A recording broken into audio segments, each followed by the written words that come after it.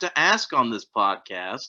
Another team that's kind of in a bit of turmoil right now, but so it begs to ask this question, Les, and that's how many losses do you see coming for Nick Saban this season? I could see potentially 3. Does that include postseason? Yes, that includes the Okay. maybe. I don't think it'll. No, I think they could potentially lose 3 in the regular season. I think they could potentially lose to LSU. I think they will lose to Texas. And the third, I think, could be an at-large team that we maybe not see coming. It's I'm the going to be SEC. honest. Yeah, and it's the SEC. It's the toughest conference in football. Look, much like what I said with Clemson, I really don't like the direction Alabama's going. They're still recruiting well. They're Alabama. They put plenty of guys in the pros that enough people are going to want to come through. But again, I almost feel like Nick Saban is losing his touch. Now they did bring in a new offensive coordinator, Tommy Rees, which I do like. And I do think they needed to get rid of Bill O'Brien because I am not – anyone who follows this podcast knows I am not a Bill O'Brien fan at all. I do not think his offenses are effective in the slightest. But, no, overall, again, I just don't think they play with the same edge that you see a Nick Saban or Dabo Swinney, like for Clemson references. They do. They normally do. So I think I've made this prediction many times. I mean, we're several times on this podcast. I think Georgia is going to be what Alabama was this decade, or what Alabama was last decade.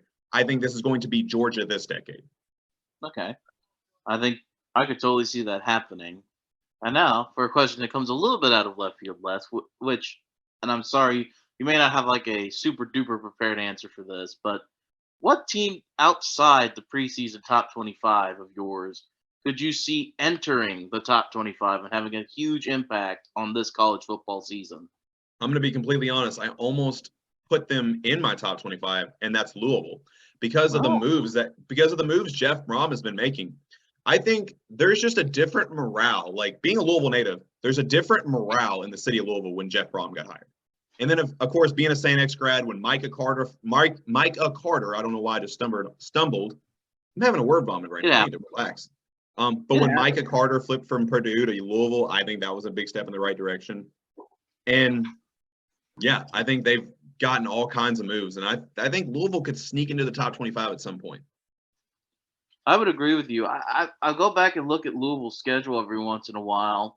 And with the roster that they've actually put together even this year, I think honestly I could see like maybe 7 wins in there if they get lucky on a few bounces. I mean, they're playing Murray State and Indiana.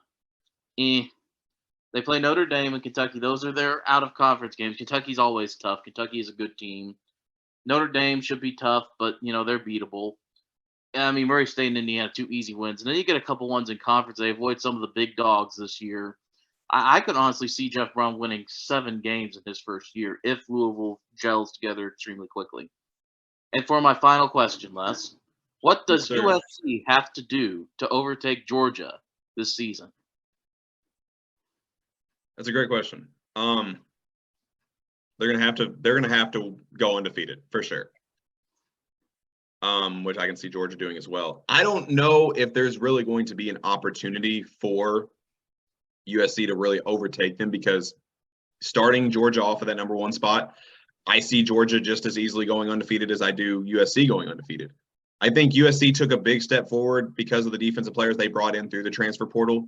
But I think at this point in time, Georgia's just deeper on both sides of the ball. I think Kirby Smart's really just recruited well and has more depth at this point in time. But that's not to say that USC won't overtake them in the coming years. But I don't think there's going to be an opportunity in the regular season for USC to pass them unless Georgia does get upset somehow, which I don't see happening at all. But for Georgia would have to get upset for USC to jump them. Okay.